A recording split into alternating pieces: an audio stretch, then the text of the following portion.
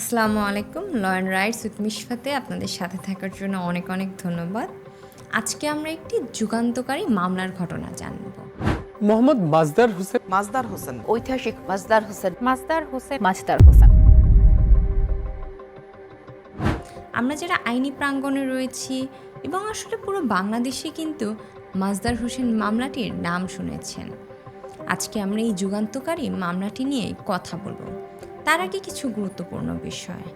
একটি গণতান্ত্রিক ব্যবস্থায় একটি রাষ্ট্রের ক্ষমতার জন্য তিনটি প্রধান অঙ্গ থাকে: আইন বিভাগ, শাসন বা নির্বাহী বিভাগ এবং বিচার বিভাগ। আইন বিভাগ অর্থাৎ যারা আইন তৈরি করে, বাংলাদেশে বলা যায় যে পার্লামেন্ট।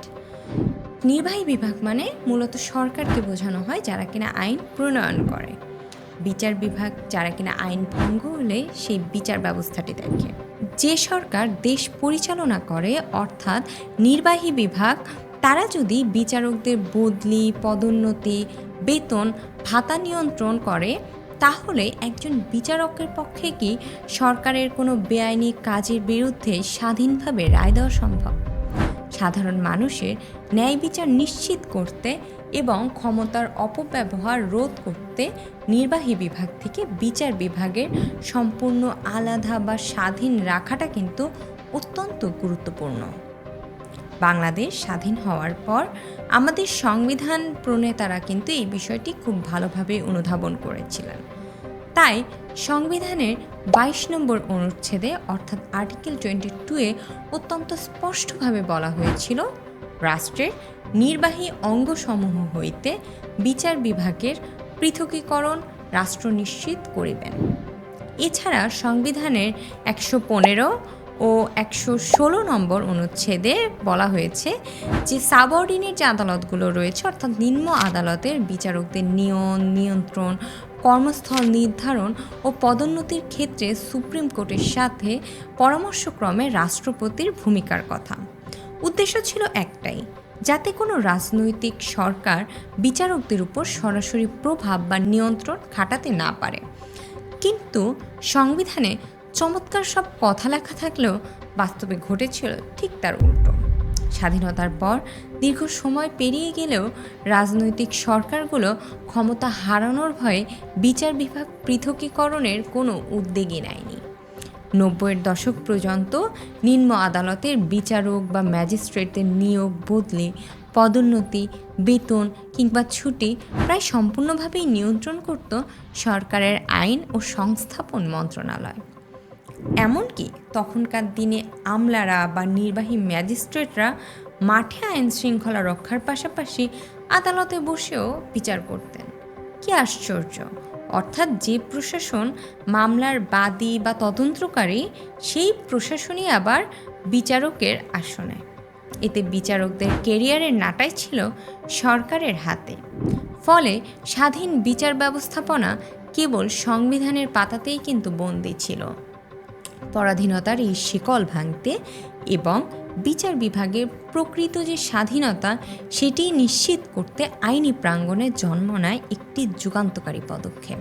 1995 সাল নভেম্বরে তৎকালীন সাব জাজ মোহাম্মদ মাজদার হোসেনের নেতৃত্বে নিম্ন আদালতের 441 জন বিচারক একজোট হয়ে হাইকোর্টে একটি ঐতিহাসিক রিট পিটিশন দায়ের করে। এটির মূল দাবি ছিল সংবিধানের নির্দেশ অনুযায়ী বিসিএস প্রশাসন বা অন্য কোনো ক্যাডার সার্ভিস থেকে বিচারকদের আলাদা করতে হবে। বিচার বিভাগের নির্বাহী বিভাগের নগ্ন যে হস্তক্ষেপ, সেটি সম্পূর্ণভাবে বাতিল করতে হবে। দীর্ঘ আইনি লড়াই চলল। সরকারের নানান টালবাহানা পেরিয়ে অবশেষে 1999 সালের 2রা ডিসেম্বর সুপ্রিম কোর্টের আপিল বিভাগ একটি যুগান্তকারী রায় প্রদান করে, যা ইতিহাসে মাজদার হোসেন মামলা নামে অমর হয়ে আছে আজও।